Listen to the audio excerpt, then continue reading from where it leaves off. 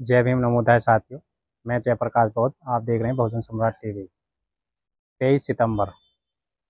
23 सितंबर ऐसा दिन है जिस दिन बाबा साहब खून के आंसू रोए थे। यानी कि अपनी ज़िंदगी का पहला वो ऐसा मनोज दिन था जब बाबा साहब बड़े ही दर्द भरे खून के आंसू रोए थे, क्योंकि बाबा साहब ने वादा किया था। बड़ौदा नरेश ने स्कॉलर स्कॉलरशिप दी थी बाबा साहब को, इस शर्त पर कि जैसे ही आप वहाँ से डिग्री लेकर आएंगे, पढ़ाई करके आएंगे, आपको सयाजी राव के शासन में, राज्य में, उनके यहाँ 10 साल नौकरी करनी पड़ेगी। जैसे ही बाबा साहब पढ़ाई करके आए, अपने उद्देश्य से ना भटकते हुए, उन्होंने जो बाबा साहब ने वादा किया था, वैसे ही सयाजी राव के यहाँ वो नौकरी करने चले गए।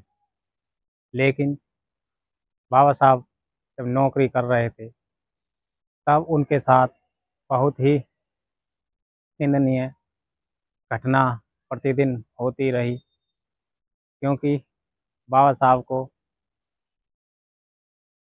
अछूत, शूद्र और महार जाति में जन्मे, इसलिए उस समय पर भेदभाव, जातिवाद बहुत ही गहरा फैला हुआ था।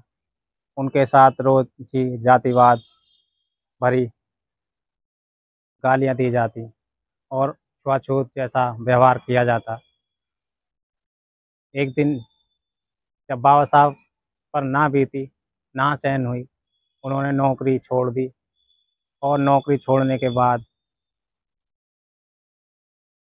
बड़ौदा स्टेशन के पास में एक बरगद के पेड़ के नीचे बैठ गए और बाबा साहब ने ये संकल्प लिया कि यदि मैं इतना पढ़ा लिखा व्यक्ति इस जातिवाद से मुक्ति नहीं पा सका, तो मेरा जो समाज है, जो भारत के करीब दबे कुचले लोग हैं, जो इतने पढ़े लिखे भी नहीं हैं, उनके साथ में क्या होता होगा।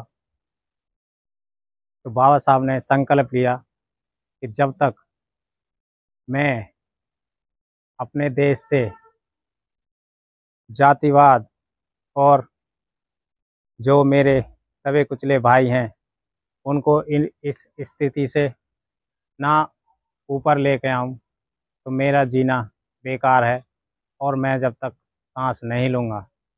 तो बाबा साहब ने ये संकल्प लिया और उसी दिन से बाबा साहब ने मुहिम स्टार्ट की, जगह जगह आंदोलन करे जातिवाद को ख़त्म करने के लिए।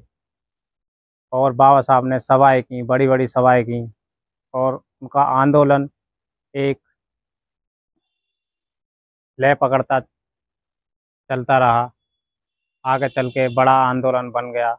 जगह जगह बाबा साहब की सभाएं होती, भाषण देते, और जो भारत में गलत प्रवृत्तियाँ थी, हिंदू धर्म में ब्राह्मणवाद फैला हुआ था, उससे मुक्ति दिलाने के लिए बाबा साहब जगह जगह रोज़ सभाएं करते। और फिर बाबा साहब ने संविधान लिखा। संविधान में बाबा साहब ने सबसे ज़्यादा हक अधिकार महिलाओं और दलित वर्ग के लोगों को दिए, जिसमें आरक्षण सबसे पहले रखा, ताकि जो दबा हुआ समाज है, आरक्षण के प्रति वो पढ़ाई कर करके, नौकरियों में आरक्षण पा करके ऊपर उठे और नौकरी पाए, ताकि जो गरीब लोग हैं उनके पास पैसा आए और अपनी समाज में बराबरी कर सकें। तो साथियों, ये 23 सितंबर 1917 की घटना सबसे बड़ा संकल्प दिवस, यानी कि संकल्प अगर बाबा साहब नहीं लेते ऐसा, तो आज जो हमारी ये हालत है, यानी कि हम एसी के घरों में रहते हैं, बिसलेरी का पानी पीते हैं और अच्छे घर मकानों में अच्छे कपड़े पहनते हैं, अच्छा खाते हैं। अगर बाबा साहब ये संकल्प ना लेते तो शायद आज हम ऐसा ना कर पाते। तो से 23 सितंबर को हर साल सयाजी बाग में संकल्प दिवस मनाया जाता है। देश के सभी कोनों से लोग एकत्रित होते हैं और बाबा साहब का संकल्प दिवस सेलिब्रेट करते हैं। बाबा साहब के संकल्प दिवस के मौके पर सयाजी बाग में संकल्प लेते हैं ताकि वो भी बाबा साहब जैसा थोड़ा बहुत काम कर सकें, ताकि समाज में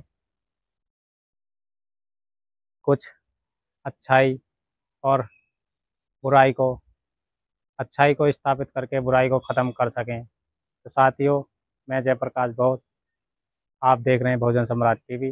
वीडियो अगर आपको अच्छी लगे तो वीडियो को ज़्यादा से ज़्यादा शेयर करें, ताकि बाबा साहब के संकल्प दिवस के बारे में जाने लोग, और एक बार ज़िंदगी में एक बार सयाजी बाग वडोदरा गुजरात ज़रूर जाएं 23 सितंबर को, यानी कि बाबा साहब ने कहाँ संकल्प लिया था, ये स्थान देखें, ताकि अपने महापुरुषों के बलिदान के स्थानों को, और जहाँ पे बाबा साहब ने अपने खून पसीने बहाए, जहाँ पे बाबा साहब ने अपने आंसू बहाए, उस स्थान को देख सकें। तो साथियों, जय भीम, नमो बुद्धाय।